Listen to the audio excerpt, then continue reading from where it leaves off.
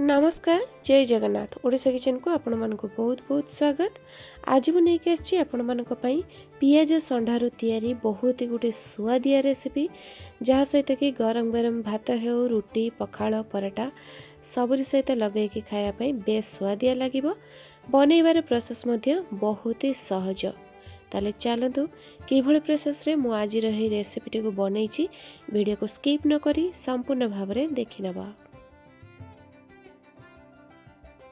से नहीं गोटे बिड़ा पियाज संडा को मुझे प्रथम भल भाव धोई नहीं। आ पियाज संडार आप जेकोसी भी तरकारी बनातु सब बेले कौलिया और फ्रेश पियाज संडा ही नेबे। तो ये पियाज संडा सबको मु मीडियम पीसेस रे काटी नौची। आपन चाहे याठारु टिके छोट किबा टिके बड़ करके काटी परिबे। ता छड़ा पियाज संडा सिझीबा पई बहुत ही अल्प समय लगी थाए आ बहुत ही सुआदिया मध्य लगी थाए। एठी देखंतु सब पियाज संडा को मु काटी नेली। एपटे रेडी करबा आमे गुटे मसला जोथि पई मु नेछि गोटे चमच हळदिया सरिष, गोटे चमच कला सरिष, 10-12 कोला रसुण आउ राग आपण जो हिसाब रे खाइबे सही हिसाब रे मु नै जाइछि सुखिला लंका, आधा चमच देई देबा गोटा जीरा आउ दरकार मुताबिक पानी देकी आमे याकू पूरा स्मूथ चिकन करके तार गुटे पेस्ट बनै नबा। एठी देखंतु एई जो सोरिष मसला को आपण रोसई करिवार 10-15 मिनिट पूर्वरु बनै नेबे। एपटे देखंतु नेइछि मो दीटा मीडियम साइज रो आलू रो चुपा छोड़े कि ताको मु पूरा सरू सरू पतला पतला लंबा लंबा करके काटी नेइछि आउ ताको धोई के मध्य नै नेइछि। आउ नेइछि मु दीटा मीडियम साइज रो पाचिला लाल टमाटो जहाको मु छोट छोट पीसेस रे काटी नेइछि। तरकारी को देखिकी एठी मनुची आधा चमच हळदी गुंड, आधा चमच नहीं गरम मसला गुंड आउ जो सोरिष मसला को मु बाटिकी रखी से सोरिष मसला नहीं आ पूरा तरकारी रो स्वाद देखिकी नहीं मोटी गोटे चमच लुण, सभा लास्ट रे देदेबा गोटे चमच कंचा सोरिष तेल। बहुत बढ़िया बास्ना आसीबो, टेस्ट मध्य बहुत बढ़िया आसीबो। तो ये सब को आमे भल भाव रे गोळेई नबा। एई रेसिपी रे पियाजर व्यवहार हेइनी, जदि आपण पारिबे ताहले 7-8 कोला गोटा रसुण मध्य देई परिबे, काइना आमे मसला बाटिला बेले रसुणर व्यवहार करचे। भल भाव रे गोळेई नबा और 10 मिनिट पई रेस्ट रे छाड़ देबा। 10 मिनिट परे एपटे आमे बसई नबा गोटे कड़ई आ कड़ई देहरे देई देबा गोटे चमच सोरिष तेल।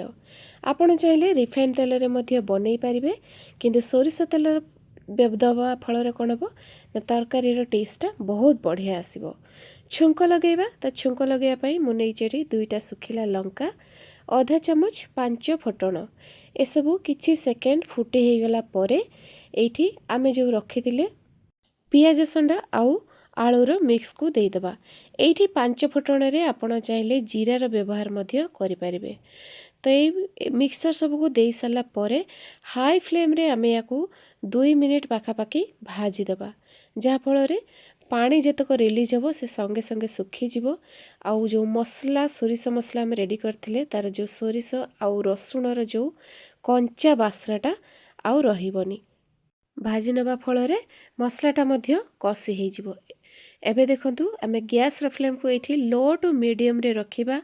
भाजी हो गला परे आधा कप पाखापाखि देदेबा पानी। आपण चाहिए दे पारिबे, नहले जदि अधिका पानी थाए ताहले न देले मध्य चलिबो। तो मु एठी आधा कप पानी देई देकी लो टू मीडियम फ्लेम रे किछि समय पे घोड़णी लगेई देकी छाड़ देबी। मझिरे मझिरे घोड़णी खुलिकी ताको आमे एमती चले दूथबा, नहले तळे लागि जाई पारे। एठी देखंतु तरकारी रो कलर बहुत बढ़िया आसी जाईची आ बास्ना मध्य बहुत बढ़िया आस्तला। आलू मध्य एठी 60% पाखापाखि सिझी गलानी। एबे आमे कोन करिबा गैस रो फ्लेम को पूरा स्लो रे रखिबा आउ याकू आउ 4-5 मिनिट पर्यंत घोड़णी लगाई देके छाड़ देबा आउ टिके भल भाव रे सिझिबा पई। तो एठी टोटाल 10 मिनिट परे मु आपण मानकु देखौची। देखंतु पूरा स्लो फ्लेम रे मु 5 मिनिट सिझेई देली। आलू आउ पियाज संडा मोर बहुत बढ़िया भाव रे सिझी जाईची। खुसुणी साहाଯ୍ୟରେ तरकारी को आमे टिके एठी घांटी नबा। ଆଉ ଗ୍ୟାସ୍ର ଫ୍ଲେମ୍କୁ ଆମେ ବନ୍ଦ କରିଦେବା, କାହିଁକିନା ତରକାରୀ ଆମର ଅଲରେଡ଼ି ରେଡ଼ି ହେଇଯାଇଛି। ଏଇଭଳି ଆପଣ ପିଆଜ ଷଣ୍ଢାର ରେସିପି ବନେଇକି ଗରମ ଗରମ ଭାତ ସହିତ ଖାଆନ୍ତୁ, ଦେଖିବେ ବହୁତ ହି ସୁଆଦିଆ ଲାଗିବ। ପଖାଳ ସହିତ ମଧ୍ୟ ଖାଇପାରିବେ, ରୁଟି ପରାଠା ସବୁରି ସହିତ ଖାଇପାରିବେ। ବନେଇବାର ପ୍ରୋସେସ୍ ତ ଆପଣମାନେ ଦେଖିଲେ। ଆଶା କରୁଛି ଆଜିର ରେସିପି ଆପଣମାନଙ୍କୁ ନିଶ୍ଚିନ୍ତ ଭାବରେ ପସନ୍ଦ ଆସିଥିବ। ପସନ୍ଦ ଆସିଥିଲେ ପ୍ଲିଜ୍ ଲାଇକ୍ କରିବେ, ସେୟାର କରିବେ, ଚ୍ୟାନେଲରେ ନୂଆ ଥିଲେ ସବସ୍କ୍ରାଇବ୍ ନିଶ୍ଚିନ୍ତ ଭାବରେ କରିଦେବେ। ତ ପୁଣି ଦେଖାହେବା ଆଉ ଗୋଟେ ନୂଆ ଭିଡ଼ିଓରେ ଆଉ ଗୋଟେ ନୂଆ ରେସିପି ସହିତ। ସେଇ ପର୍ଯ୍ୟନ୍ତ ରହୁଛି ନମସ୍କାର, ଜୟ ଜଗନ୍ନାଥ।